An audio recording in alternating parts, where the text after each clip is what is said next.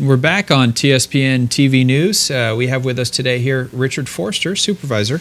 Hi, how are you, sir? Good. How are you today? Good. Doing just fine. Thanks for coming back on the program. Tell me about the Board of Supervisors meeting tomorrow. Should not be very long, but we have some things to talk about in closed session which are relevant to open session. One of them is budget matters. Well, as I've seen in my experience, though, the shorter the agenda, the longer the meeting. You don't think that's going to be the case tomorrow? No, I don't.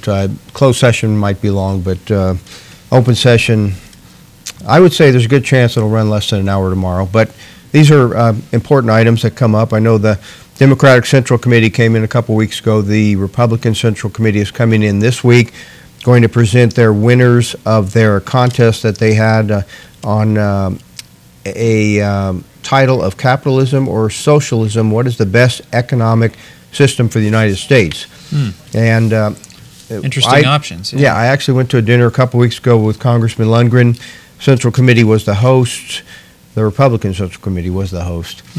And they had the students there and presented at least the full video. And this was all videos that were made for YouTube. So it's kind of goes into the technology arena. And their winner, I guess, was hands down the winner. It's Colby Ryan, who is Ray Ryan's son, Ray and Nicole Ryan's son. And his YouTube presentation was done very well, researched very thoughtfully. And I believe they're planning on showing it at tomorrow's meeting. It's funny that this Republican committee contest and the Democratic, is it a coincidence that they're happening back to back, or? I would not even venture to say.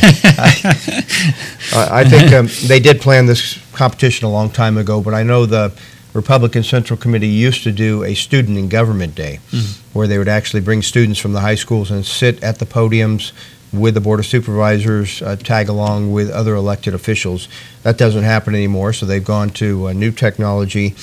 And the other people that won here, second place, Mary Powers and Sarah Quina. Third place, Taylor LaForce Melky and Rebecca London. So all of them, they said, are primed to come back next year. But Colby Ryan, I think he's going into the nuclear engineering field or something like that. And wow. He knows a lot about technology. It's pretty apparent by what he put together. Very well done. Good. And the fact that he can access YouTube, that's a big plus in the that's right. technology field. It's more than I can say. I'm not a big technology person. If I can get on my computer. Yeah, that's about it. And I can do a few things here and there, but I was watching my son-in-law this week and work with some video things. My possibly future son-in-law, so we'll see.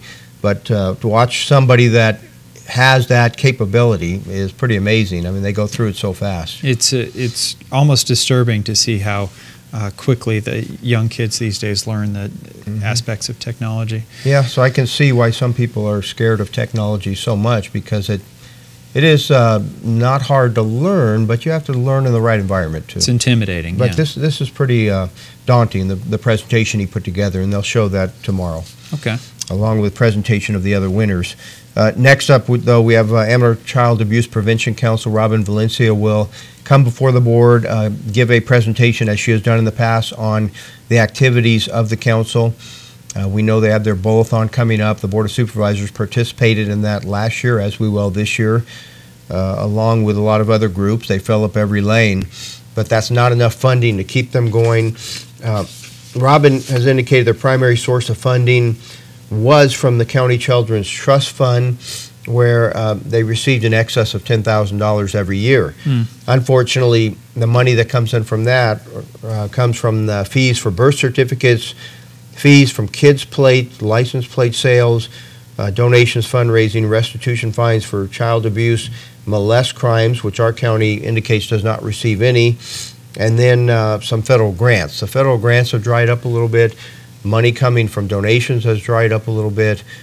So really in a state where our Child Abuse Prevention Council does not have enough money to operate, even for a bare minimum staff. Well, it seems like every week there's a group that comes before the board that basically reflects the same situation that they have stopped receiving the amount of funding they usually get from either the state or the federal government, and they're looking for the way for the board to help. And in a lot of cases, I would imagine that with your budget here in the county, there's really nothing you can do. You know, we can look for the funds, but what it really means is these are unbudgeted amounts of money. Ron Middlebrun with the Amateur Economic Development came before the board last week at the meeting that I missed, but it was, he asked for, I believe, $35,000. That went to the admin committee. They'll come back with a recommendation. Really, if we take that money, it's got to come out of either reserves or contingency. All of that money may go to balance our next budget. It may go to keep employees hired on the county in critical positions. It's a tough call on these. We don't want to go without this service. We don't want to go without the economic development component in the county, because when things do start to turn, it would be a crime if you didn't have that economic development. You weigh that against child abuse prevention.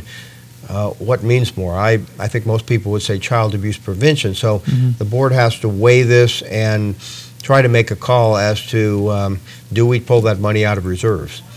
It's difficult in our budget that we're in right now. We know that we're coming into another bad year. We can guess that the next year will be just as bad because the state economic climate will not turn that fast. So we have to look forward and say it doesn't look very rosy. But Terry Daly said last week that she praises the supervisors for making some conservative financial decisions and not ending up in the same situation. A lot of other counties, Sacramento County, for example, are in pretty bad shape right now. Yeah, it sounds good, but we're in bad shape, but we're in a lot better shape than most counties. Better bad shape, huh? Right, that's right. But our CAO has done a magnificent job at helping to cut costs, coming up with innovative ways that are the most manageable and the least hit on our county employees, who do a wonderful job working for us under stressful conditions. But, you know, everybody in the economy is stressed right now, and everybody needs to take a little hit here and there. And we think that's going to continue into the next year, unfortunately, for our county employees. And we'll just have to see what happens to balance that $4 million shortfall. Richard, thanks for coming in. All right, Alex. Thanks.